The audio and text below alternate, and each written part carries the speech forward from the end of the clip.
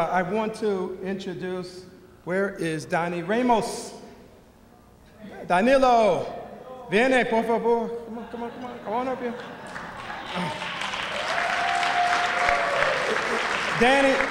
Danny allows us, Danny has been at the forefront of this work for 28 years, and as the CEO of Hispanic Achievers, he allows us to help him in furthering this goal. And so really I want to introduce him, and you're going to say a few words, aren't you? You don't want me to do that? Yes, I do. Come over here with me because, you know. He usually gives me about 60 seconds because he knows I'm not going to get in trouble after 60 seconds.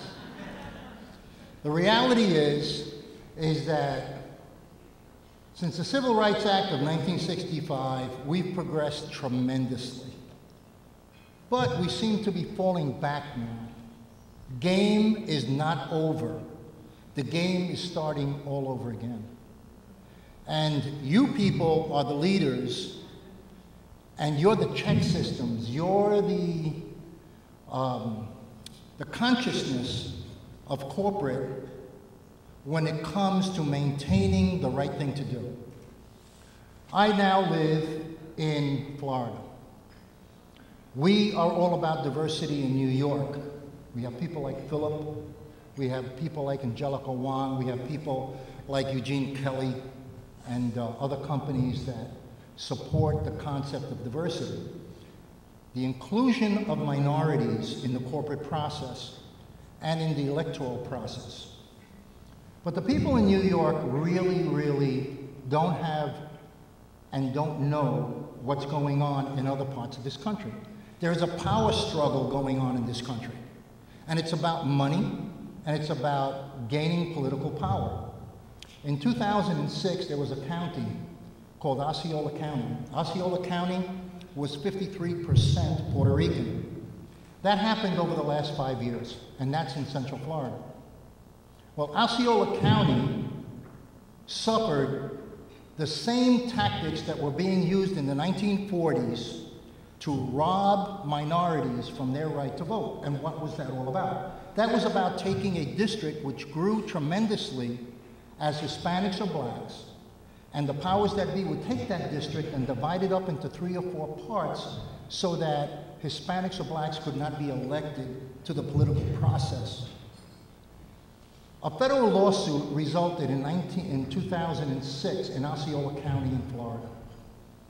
It went to the United States courts, and the United States courts in 2006 determined that the process of redistricting in Osceola County was against federal law and against the Constitution of the United States. Hispanics won, the redistricting process was eliminated, and now Hispanics have elected officials across the board on the county level and on the city level in Osceola County in Florida.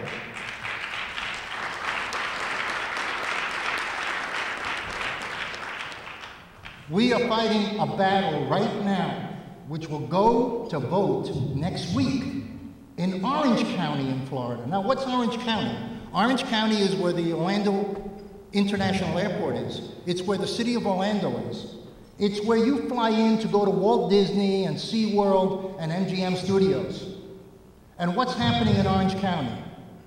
There was a district there, which is District 3, and that district became predominantly Hispanic as per the migration of Hispanics from Puerto Rico, from New York and Chicago. During that process of growth of population, a shift in power occurs, and that power becomes a shift in giving out money. Right now, today, as we sit here celebrating diversity in Orange County, which is the hub of tourism besides Las Vegas in the United States of America, there is a move in District 3 of Orange County to take Orange County and divide it up into 3 parts to eliminate the Hispanic vote from electing Hispanics to the county commission and to mayoral positions. That's happening right now. and it's going to go before the vote next week.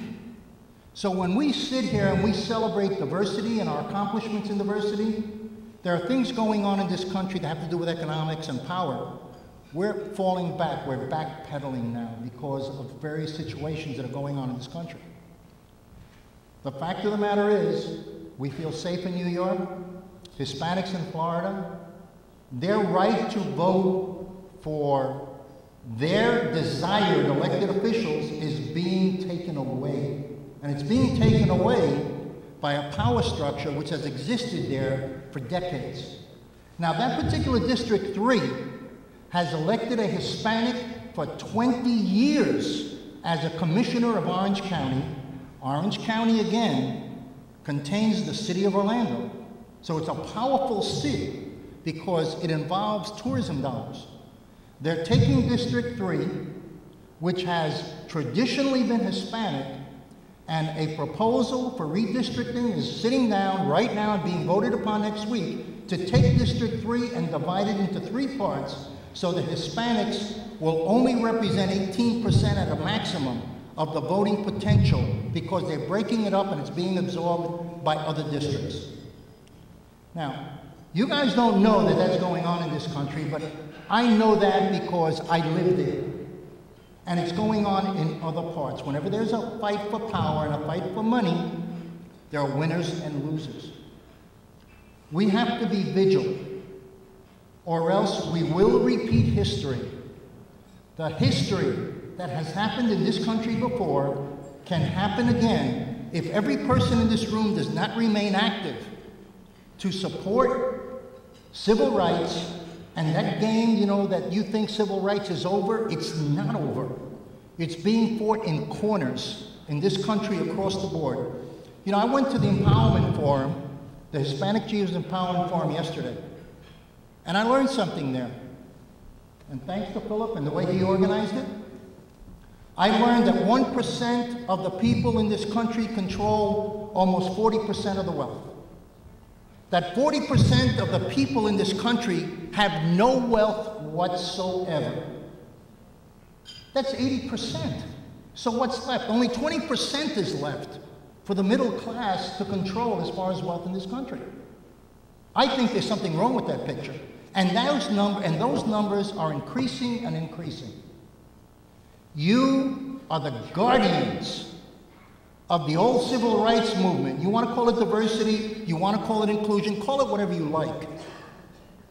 But the fact of the matter is, you are the intellectual brain trust of our community.